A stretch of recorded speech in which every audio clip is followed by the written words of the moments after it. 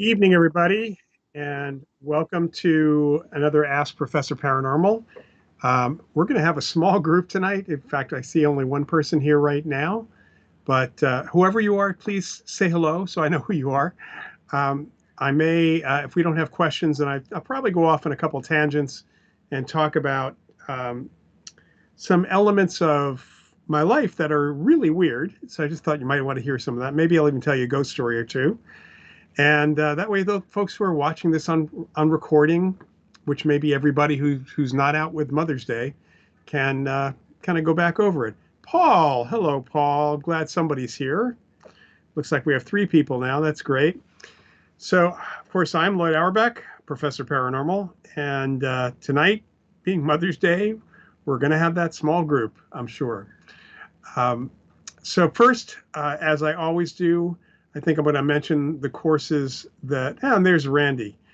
Randy, are you in the UK still right now? Or you made it back home? So I've been seeing stuff on Randy's Facebook over in the UK. Anyway, I just started teaching the human consciousness and survival class, and also the paranthropology class for the Ryan Research Center, Parapsychology and Anthropology. I'll mention that on the 23rd, I'm starting the Developing Your Intuition class, which is kind of developing your ESP. So you're back home, Randy. Okay, cool.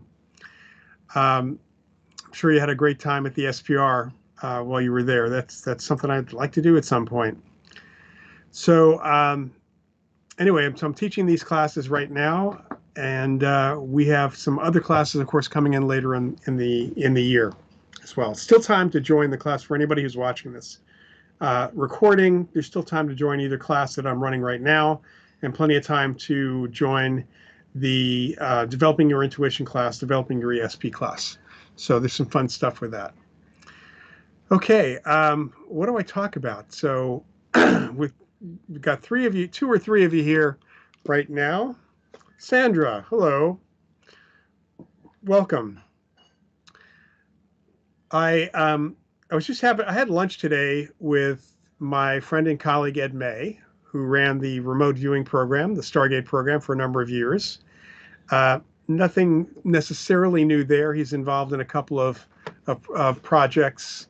Actually going to be hopefully working on he's got a documentary maker who's going to be doing something about the Stargate program, which is really good. And we were talking about something interesting. It's just something for all of you to think about too. He asked me an interesting question. When did you become aware of ESP? Is the question he asked me. And I thought about it. I kind of answered in a very convoluted way because I kind of didn't start as early as I could have. So what I told him was that I was a big fan of Dark Shadows in the 1960s. And ESP as a phenomena, I actually became aware of because earlier on, as a kid, my dad worked for NBC. I had a TV set in my room when I was 2. I watched shows like The Twilight Zone. That's not relevant. But I did watch a show called One Step Beyond, which you can find plenty of episodes on any sort of free streaming service. You can buy DVDs very easily. That show actually dramatized actual reports of people's psychic experiences, some of which have been researched by various organizations like the American Society for Psychical Research and the SPR in UK, and the Duke Parapsychology Lab. They talk to other parapsychologists too. And what's really interesting, hey, John, is that One Step Beyond preceded the Twilight Zone by 1 year. So it was on actually earlier than Twilight Zone. It still had those Twilight Zone-y twists, even though they were based on real experiences. So I watched that as a kid. I was a little kid, probably not even reading at that point.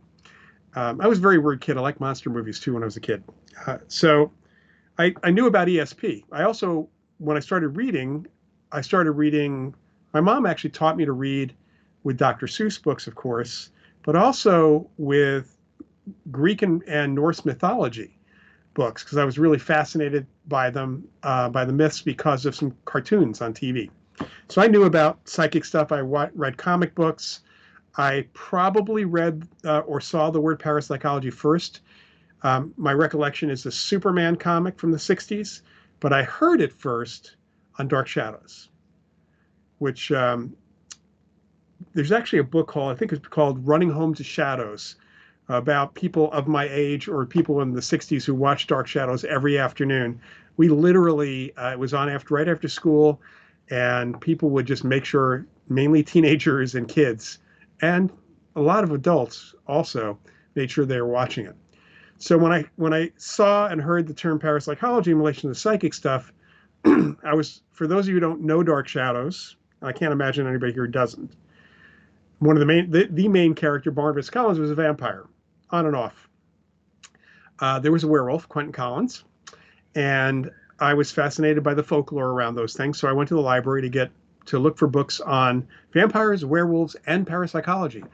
And lo and behold, for good or for bad, the Dewey Decimal System, the 133s, that's where books on vampires, werewolves, witchcraft, the occult, and parapsychology are all located. So I discovered when I was about 12 years old, books by J.B. Rhine, J.G. Pratt, Gertrude Schmeidler, and a bunch of other parapsychologists, plus, Hans Holzer. I had already been reading Holzer's books a little bit, some of his ghost stuff.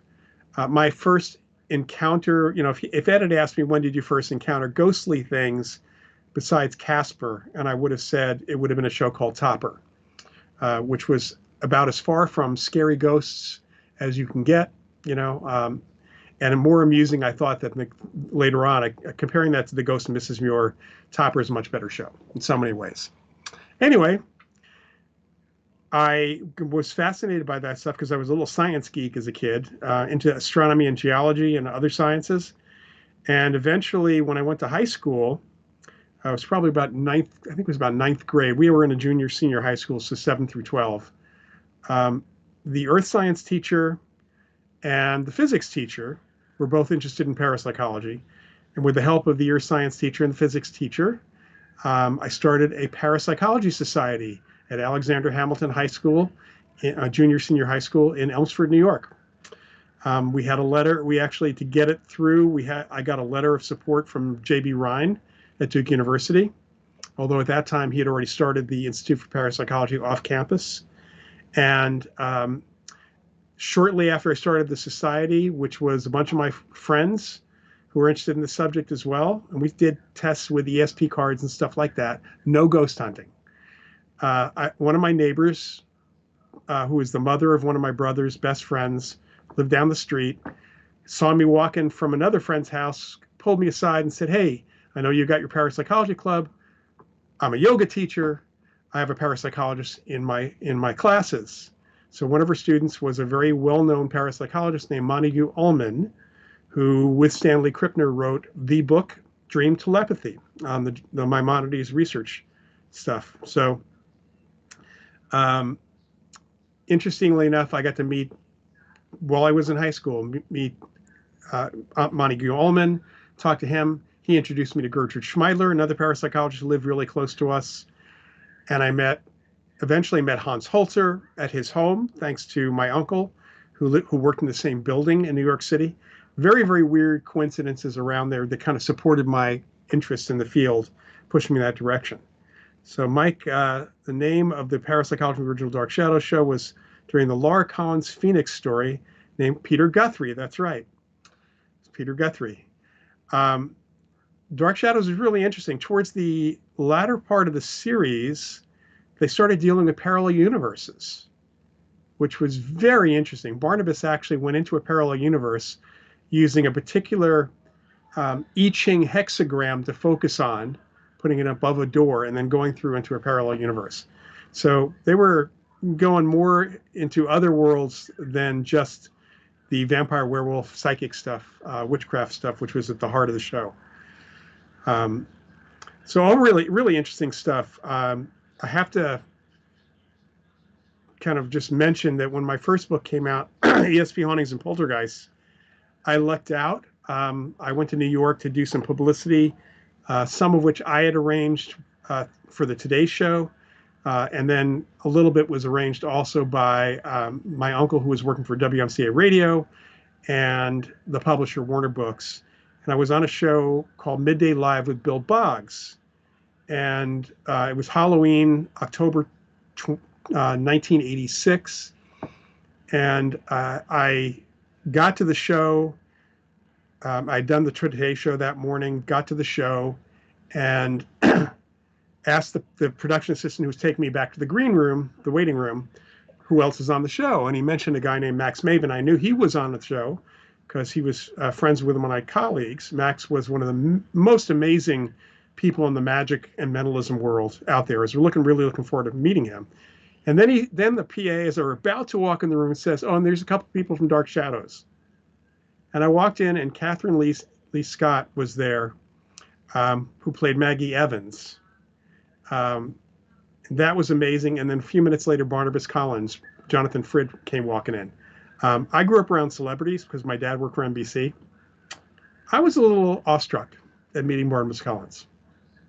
So it was a really interesting coincidence. And I've had a lot of those weird coincidences throughout my life that have kept me in and around parapsychology. Had some weird ones too, some that were kind of didn't turn out well, in the sense that what started really well didn't, such as my encounter with Stan Lee, which was really good for both of us. But then the project he was talking to me about got canceled by CBS before it even got off the ground. Really unfortunate. So Graveyard Grog, the story you thought they were starting to die around the Leviathan story, fully died at the Jekyll and Hyde. They were mining a lot of different stuff. I have to say that Jonathan Frid was very reserved. He was, he wasn't kind of outgoing at all. And what was interesting was I had just seen, like a couple months before, I had seen him in San Francisco. He was in a stage production of Arsenic and Old Lace, which was a great stage play and a really great movie. The movie itself has Cary Grant. It's a great, fun movie. And when I mentioned that to him, rather than talking about Dark Shadows, he opened up to me. So that was, sometimes you have to kind of not talk about the thing they're known for. I found that with William Shatner also, when I met and had dinner with him. So, not to name drop, but like I said, I've had a lot of, because my dad was with NBC, I've met a lot of people over the years for that. So John, I got to tell you, I was never scared by that, but what's really interesting, if you've never seen the movie House of Dark Shadows, watch that movie. It was a major film, major motion picture based on the Barnabas Collins storyline. And it was Dan Curtis as well, on his way to do Kolchak, as it happens, pretty soon after that. But Richard Matheson was involved in that, and they shot it really at a great place in Tarrytown, New York, and made it a lot scarier than the TV show. That's House of Dark Shadows, not Night of Dark Shadows. That's more of a kind of gothic romance kind of thing. That's weird. Yeah, the House of Dark Shadows had a nice Hammer horror. It did have that kind of feel to it, really did. Kind of a fun thing to do. I should mention that, and although if my brothers ever watch this, they'll get mad. But I'm the oldest of three. My next brother, Ron, is 2 years younger, and then David's 2.5 years younger than Ron.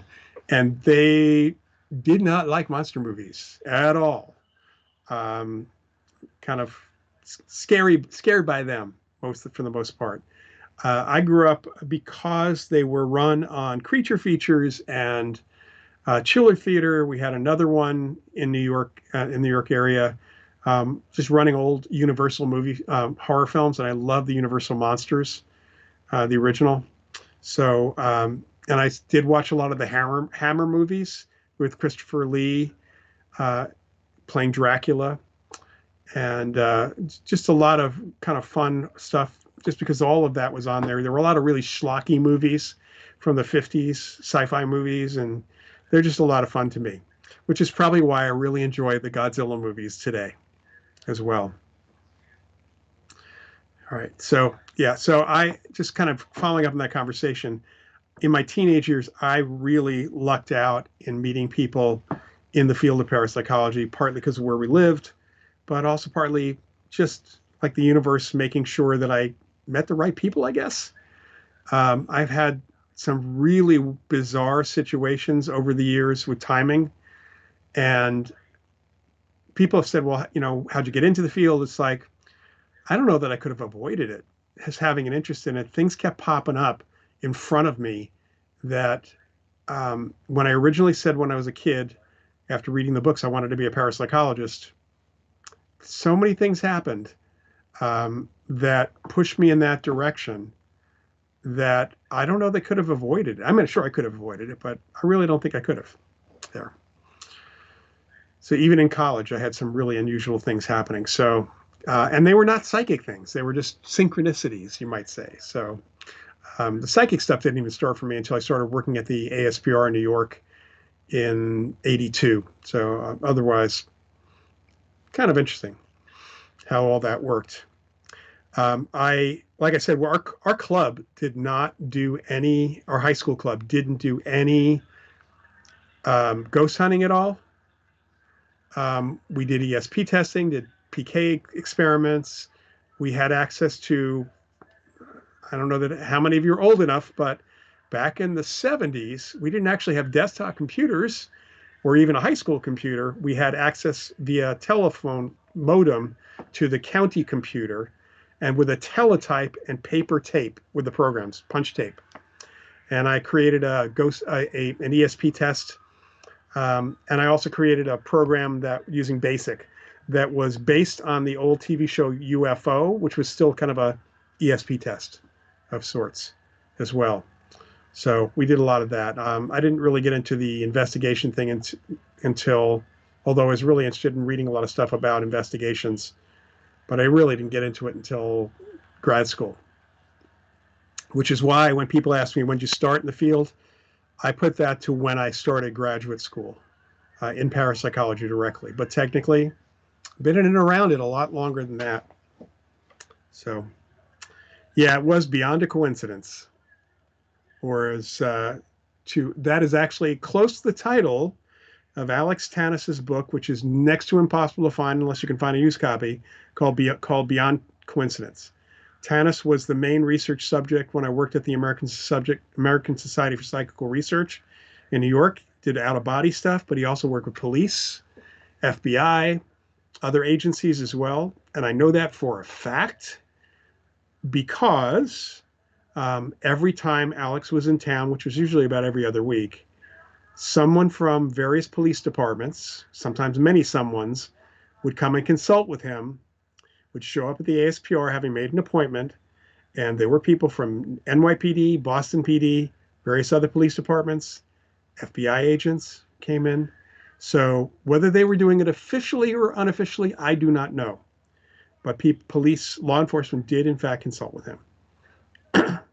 So, Alex was an amazing psychic anyway, and Beyond Coincidence is kind of his life story. And years later, after Alex died, I met at one of the conventions, the Parapsychological Association conventions. I met one of his brothers. He was from a big family. And when I said, how was Alex as a kid? His brother's response was, Al was a weird kid and the only psychic one in the family. So there is an Alex Tannis Foundation. I encourage you to look it up. TANOUS. They're a great, they're kind of keeping the legacy of Tannis alive, which is great. He was an amazing guy. Really, really influential for me. All right, well, that's enough of a monologue. Anybody have any questions about anything at all, psychic or other related here? And John, I know you have a connection there too. All right. Well, I'm just curious if any of you have watched Dark Shadows back then, or have watched, it's available for free on some of the free streaming services too. And of course, they had a couple thousand episodes. I've watched a lot of them. I haven't watched them all, but I also have a couple of DVD collections of some of them. So Dark Shadows was kind of influential in a lot of ways for folks in television, from what I understand. Paul, you said you've had a lot of weird coincidences too. I think that if we all looked, we might have. 1,245 for the original Dark Shadow. So I was off by a few hundred. The early show, I started watching the kind of the early episodes pre Barnabas, and they were more gothic than they were, um, horror related to vampires, werewolves, ghosts, things like that. I mean, there was ghostly stuff in the early days as well, but not as cool as when they brought in Barnabas. And if you get a chance, if you've never watched it, watch it with a grain of salt. It was recorded live. Most soaps were live at that time. They were not pre-taped, and stuff went wrong. Frid and occasionally others would fumble their lines from time to time. Sometimes, yeah, that's right. Graveyard Grog. They, putting the vampire actually got everybody to watch it. It increased the ratings. But there was an episode I do remember with a really crappy bat flying around. The special effects weren't great. The actual sets were really amazing, and one of our neighbors, actually, I didn't meet him, but I knew his son, who was good friends with my brother David, was the set designer for Dark Shadows. My dad actually knew him a little bit. It's definitely worth going through. Just know that, again, like every continuing story, they do start out with the last scene of the last one. You see a guy controlling the bat with a string and a stick in the one part. Yeah, that's one of the bloopers. There's an awful lot of those things that happen. I vaguely recall a tombstone falling over too. That may be from that or from some other movie, as it happens. But live TV is live TV. Things often went wrong. Randy wasn't a fan. It was soap opera-ish. Yeah. It's too bad Next Step Beyond didn't catch on. That was the color version that John Newland tried to do many years after One Step Beyond. That was during the 70s. I don't even know if that's available anywhere on streaming or anywhere else for that matter. I'll have to haunt some of the off-sites to see if there's anybody who's kind of got them recorded. Boris Karloff's Thriller, and also the other series he did, The Veil, both really good shows, and both shows are available, I know, on DVD. Graveyard Grog, yeah, Tombstone did fall out. I thought I remembered that. I think partly for Dark Shadows, it also may have been how old you were at the time, and what else that was going on. I certainly didn't watch any of the other soap operas. There was a lot of soap opera stuff there too. Big fan of Kolchak the Night Stalker. I still love the first two movies. I mean, I've been watching the series again. I've had the series on DVD. I've been watching it online streaming. It's good, but actually the movies were, I think, much better in some ways. And of course, they put a lot more effort into it. The Night Stalker movie and also the Night Strangler were both written by Richard Matheson, who I'm a big fan of, who wrote several of the episodes of The Twilight Zone, wrote The Legend of Hell House, that book and movie. He wrote but also wrote a lot of fantasy and science fiction. And he's really an excellent writer in so many ways and incredibly knowledgeable about the paranormal. You're currently in the pre-Barnabas era where Bill Malloy was found dead on the rocks. I think Roger Collins did. Yeah, that was very soap opera-ish. It's really, I don't know if you remember, Paul, or know this, but Kolchak the Night Stalker, the show, was pretty much doomed from the start. Back in those days, in the days of the 60s and 70s, there was a death slot for TV. And the death slot was generally Friday night. Saturday night was some respects worse, but Friday night during the week. And when a network wanted to kill a show or weren't sure about the show even succeeding, didn't concern themselves with it, they put it in the death slot, like 9 or 10 p.m. on a Friday night. They did that with the third season of Star Trek. NBC did that with Star Trek to kill it off, and they did that. ABC did that with Kolchak. So it was on late at night on a Friday. Never really got an audience, so they could actually say, "Well, no ratings." Yeah, Kolchak was the X-Files of the '70s, and in fact, Chris Carter has long acknowledged that that was a major inspiration for the X-Files for him, which is one of the reasons why Darren McGavin, who played Kolchak, was even guest starred in the series in the X-Files. Yes, the $6 Million Man, the Bionic Woman both had some pretty solid parapsychology and poltergeist episodes, and that's partly because of Martin Caidin, who wrote the book, of course, Cyborg, which the show was based on, $6 Million Man was based on. He was a technical consultant on the show for the first couple of seasons. He became good friends with Ken Johnson, who took over from Harv Bennett, and Ken Johnson was very interested in the paranormal as well. And so Caidin actually made sure that that was a piece of it was important as well.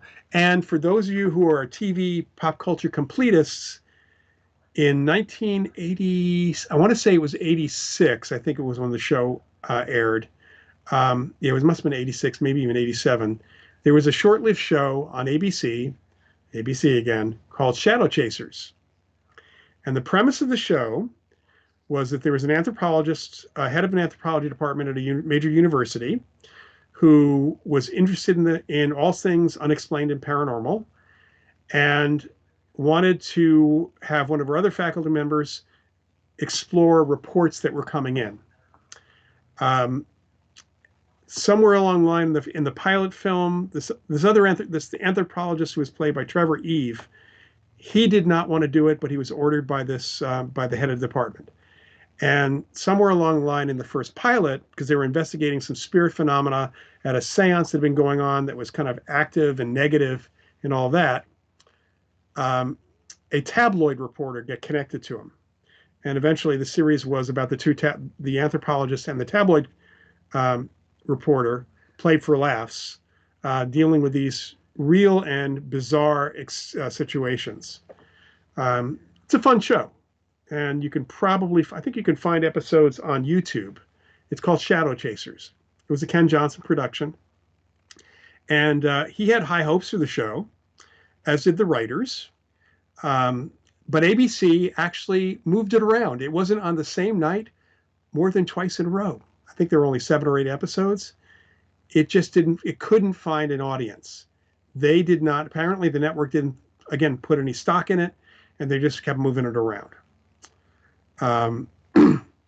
And I was very fortunate. I know a little bit more behind the scenes, because after the pilot, or when the pilot was made, I got a call from Ken Johnson, who knew about my first book, and asked me if I would take a look at the show, which I did. They sent me a copy of it.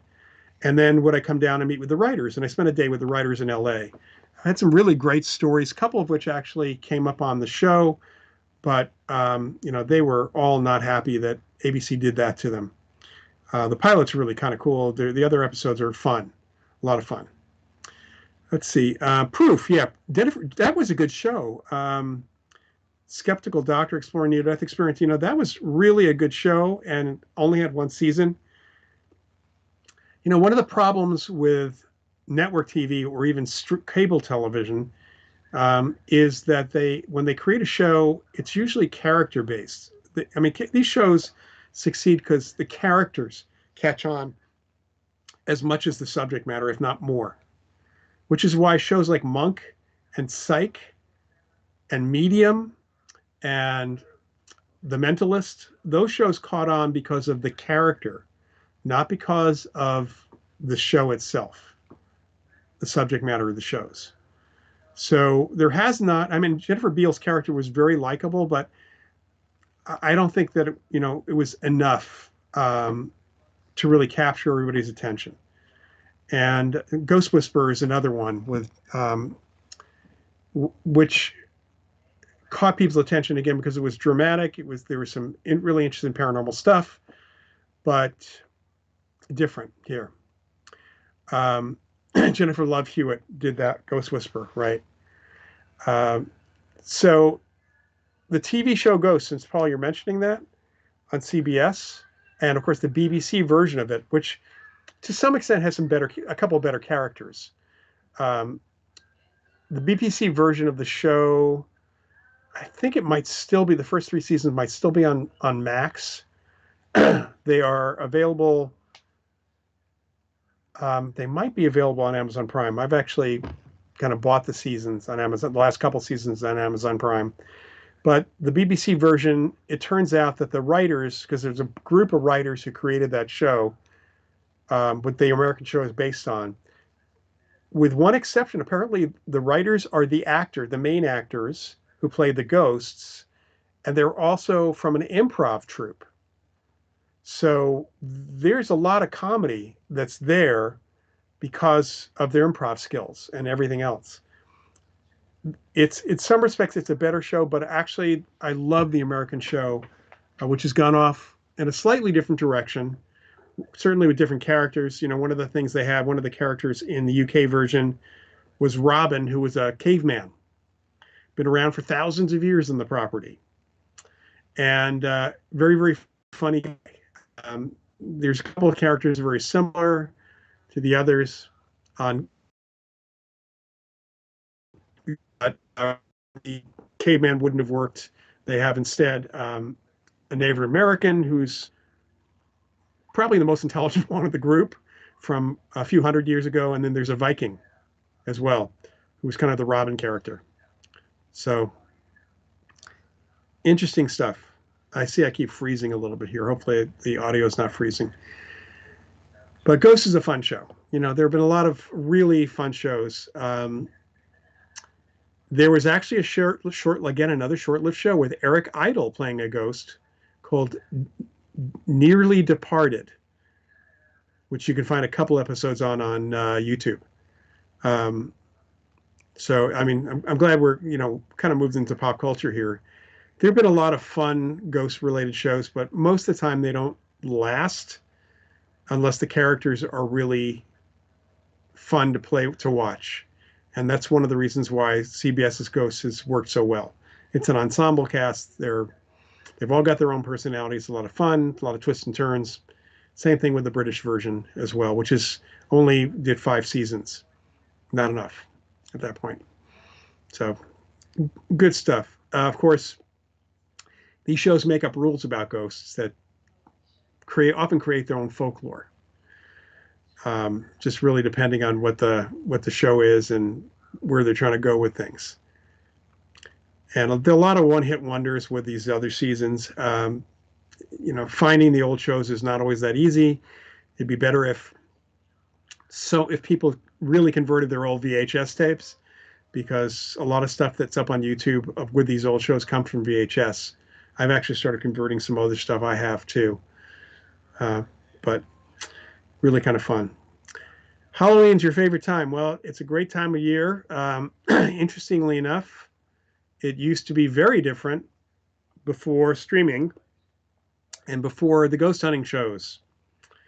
It used to be that we in the field of in and around parapsychology could count on 2 seasons.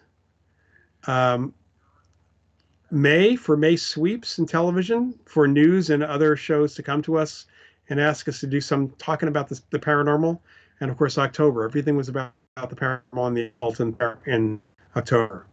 Yeah, Randy, I agree with you. I stopped watching the X-Files the last couple seasons. I just couldn't do it. I'm just wondering what they're going to do, because it's being rebooted in some way. Curious about how that's going to work, and what directions it's going to go off on as it happens.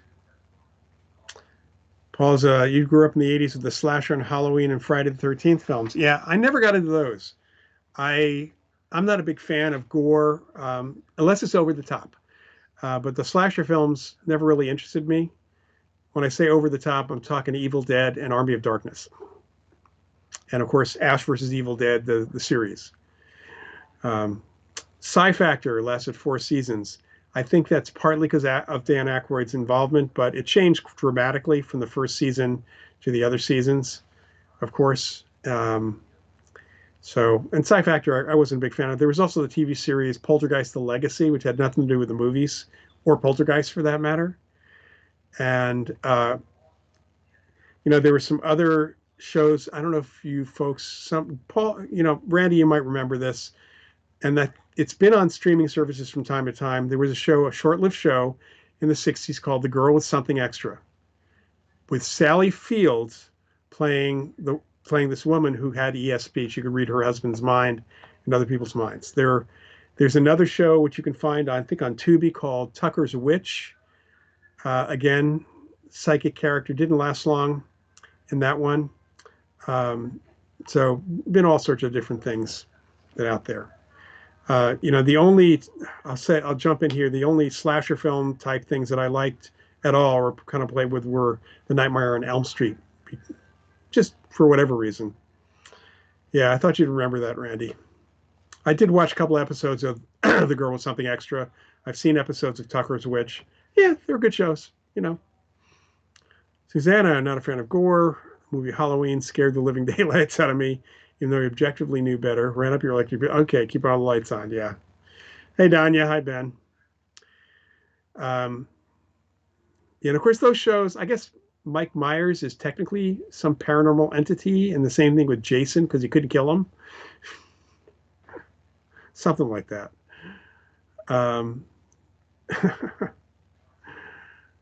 What was the one with Nimoy? Well, I mean, there was the series you're talking about. Well, there was two things. In Search of was a series where Nimoy was the host, but there was a TV movie called Baffled, where he played a psychic race car driver. And I believe that show is on, you can find that on streaming, free streaming. Okay. For whatever reason, I couldn't make my way through John Dies at the End. Just couldn't make it. I'll have to check out the books. I hear the books are really good. All right. So, John, I don't know if Baffled was the thing you were thinking of. Was he in another series? I'm trying to remember if he was in another series where he was in Mission Impossible, of course, but I'm not sure if he was in another series playing a psychic. I'll have to look that up and see. So, yeah, John Dies at the End was the movie. Yeah. Yeah. So, every once in a while they dip, the networks dip their feet into the paranormal stuff. If you haven't seen a one season wonder on Netflix called Lockwood and Co., check that out. Lockwood and Co. is really, really good. Didn't get renewed. Really a shame. Really a shame. And there are other shows that are out there as well that are quite good. You might want to kind of take a look at. I'm watching Dead Boy Detectives right now on Netflix. And I'm a fan of Neil Gaiman's comics and stuff, and it's very humorous. I really love the Sandman series on Netflix. I'm glad that Dead Boy's Detective happened. It's a little goofy in fun ways. You can, by the way, Paul, you can find the entire series of In Search of on DVD for a reasonable price these days. Ghost Whisperer and of course that is a friend of, so what's her name? Mary Wachowski, I think her name was. She's a friend of James Van Praag's, and he was the executive producer on Ghost Whisperer. So at least there was some attempt to keep things closer to reality. I did like the Dead Zone show. What's interesting about that show, of course, is, and it was carried over into the movie Hereafter, where the medium has to touch somebody to do a reading. Matt Damon's character in Hereafter also had to do that. I don't know any mediums who have to touch somebody to do a reading on them at all. I've never met a medium who had to do that. But Joe McMoneagle, who was the #1 viewer for the Army's Stargate program, actually wrote an episode of The Dead Zone. You might have to look that up on IMDb, but it's a really good episode. Yeah, Nimoy also hosted a series. Yeah, I remember that. I don't recall the name either. iZombie, yes, that was a fun show as well, based on a comic book, a bit different from the comic, and I think it did better than the comic book. I've read all the comics as well, the graphic novels based on that. Um, yeah, there's a lot of fluff. There's some realistic things. Yeah, Charmed. Yeah, even Charmed had some fun stuff. I think that those shows are all fun, and when it comes right down to it, fiction is fiction, and really we want to explore different ideas. Um, there have been some novels, science fiction novels, that have truly explored science, explored psychic abilities, and every once in a while they get optioned. Minority Report is one of them, although kind of in a weird way. But there is a book. Um, trying to remember what the name, which book it actually is.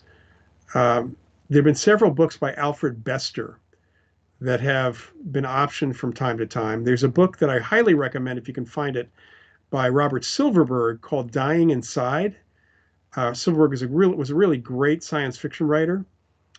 And Silverberg's book, Dying Inside, is about a guy who's telepathic who loses his ability. And it's a really interesting approach to what it's like to be psychic and then to lose that. That was really, really very cool. And then there have been a number of other shows that have kind of played around, or should I say science fiction novels that really cover various aspects of being psychic. I mean, absolutely kind of cover that. So The Demolished Man is the book I was thinking of by Alfred Bester. That is a really interesting book in which the world accepts that psychic abilities exist. People are telepathic, or can be, certain people are. And it's a mystery in a weird way. It's flipped on its head. There's a murder, and the detective, because of telepathic abilities, knows who done it. The book is about him proving, because the guy who did it, the murderer, is aware. Everybody's aware of people. The cops can read people's minds, or perpetrators' minds, and so on. It's just a really kind of a flipped murder mystery with a real good sci-fi edge by Bester. And so I really recommend that one as a great novel. And it's been optioned for films. It'd make a great movie. I guess they just have a hard time figuring out how to make it work. All right, Buffy. Yeah, Buffy was fun. I actually like Angel better than Buffy. Maybe the characters, for some reason. Dark Shadows is fun because it's like live theater. Yeah, it was live theater. It was, it was a live show, as I mentioned earlier, and very, very different for things. John, I assume you're talking about losing your telepathic ability, be like going blind or deaf. Yeah, I think it's kind of described that way. Really interesting perspective. Silverberg also wrote a book called The Stochastic Man, and stochasticism is about prediction. Stockbrokers use stochastic algorithms from time to time to predict things going up or down, or different stock stuff.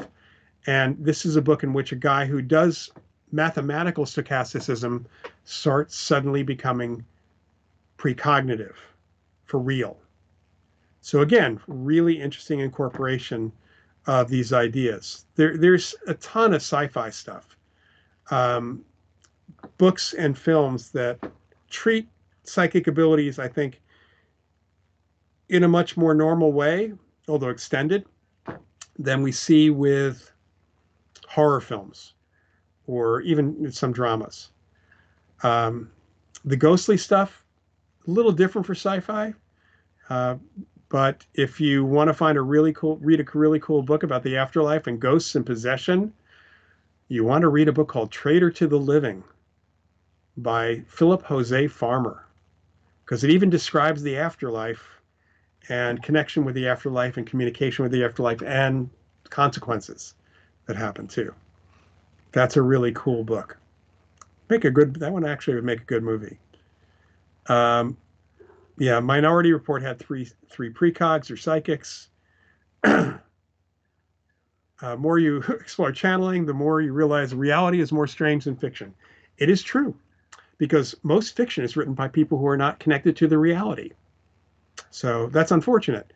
There is a book, unfortunately, ghost written by someone else, but apparently consulted heavily with the author whose name is on the book. It's a book called Starfire by Ingo Swann. Really cool book.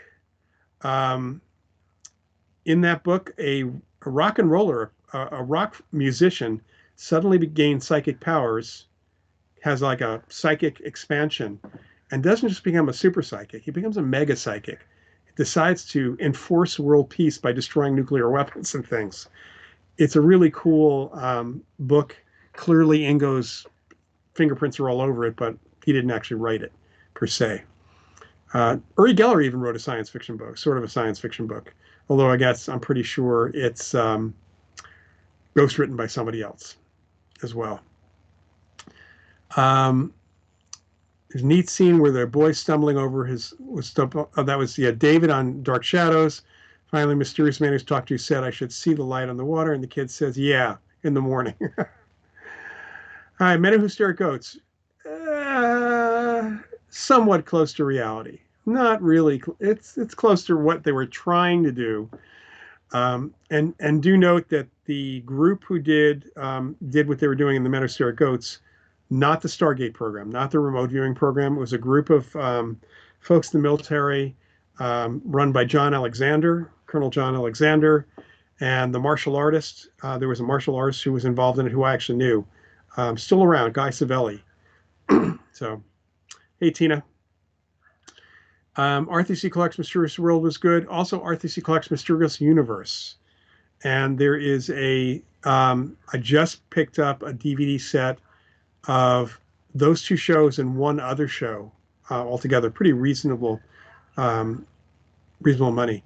Ancient Aliens doesn't always cover Ancient Aliens. They did something at the Rhine Center, nothing to do with Ancient Aliens. So the producers are actually interested in psychic phenomena as well. That would have been probably a really interesting panel, of course. Yeah. Let's see.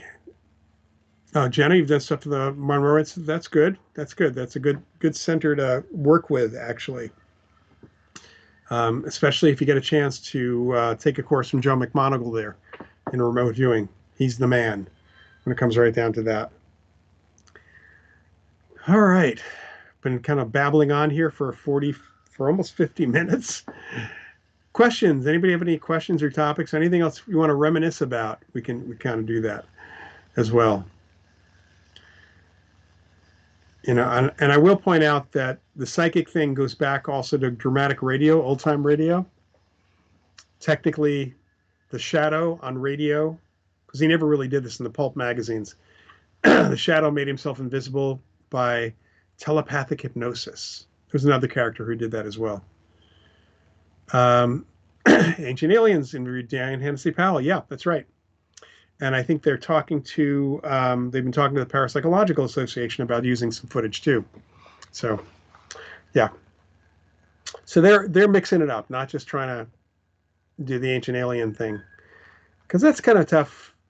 There's a point where you kind of either run out of material or have to wait for some archaeologist to come up with something new to kind of connect to that.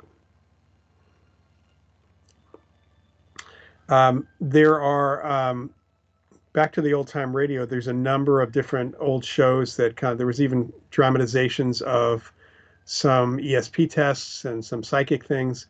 There were a lot of the old time radio shows that had some subject matter to do with mediums, at least one or two episodes, and all sorts of other psychic stuff. And you can find, for anybody who's interested in this stuff, the old stuff, and it actually is not just the old stuff.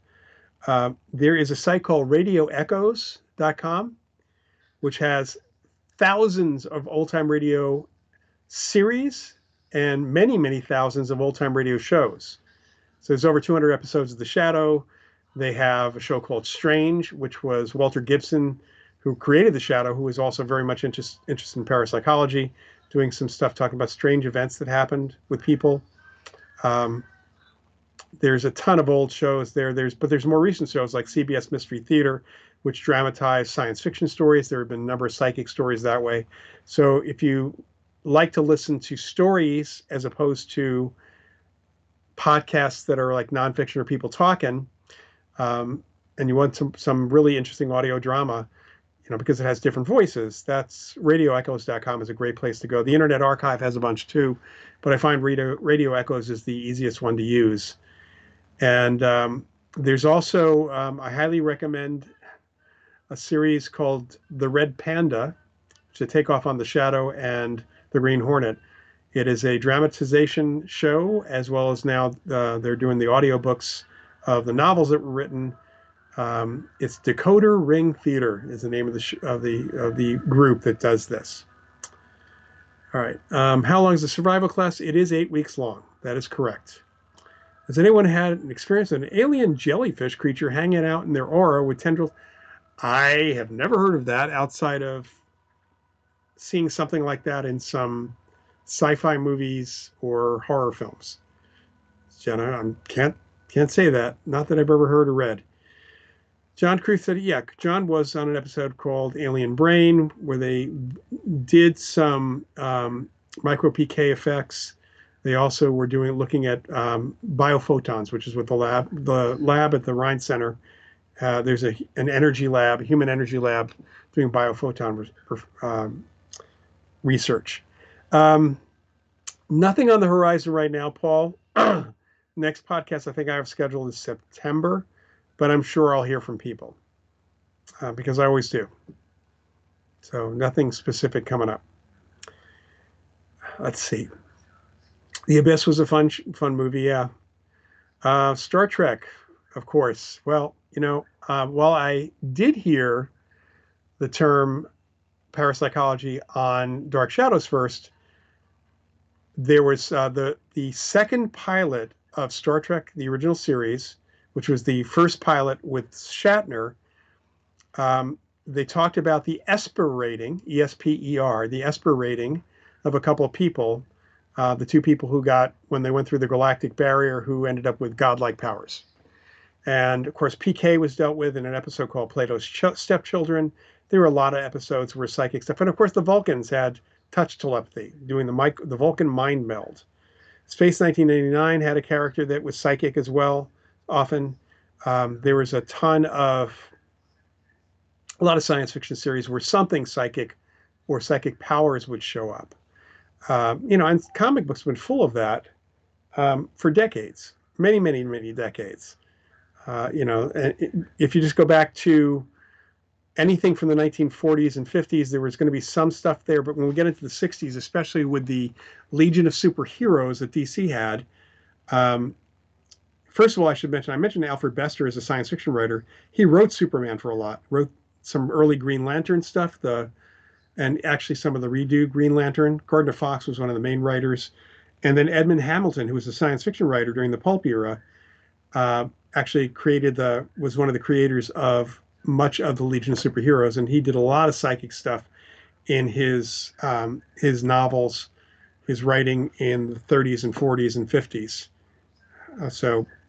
There's comic books have a pedigree, and of course the X-Men itself, created in the 60s, has that pedigree as well, of being kind of the mutant powers being psychic powers. In the DC universe these days, they're metahuman instead of mutant, which is I think a more politically correct term in many respects. Have you heard of the Jackie Hernandez poltergeist case? Yes, I have. I know Barry Taft very well. Also have met and talked to Barry Conrad over the years. But yeah, I know I talk to Barry every so often. He's doing okay. He's had health issues and other issues, but we've talked about that case at length over the years.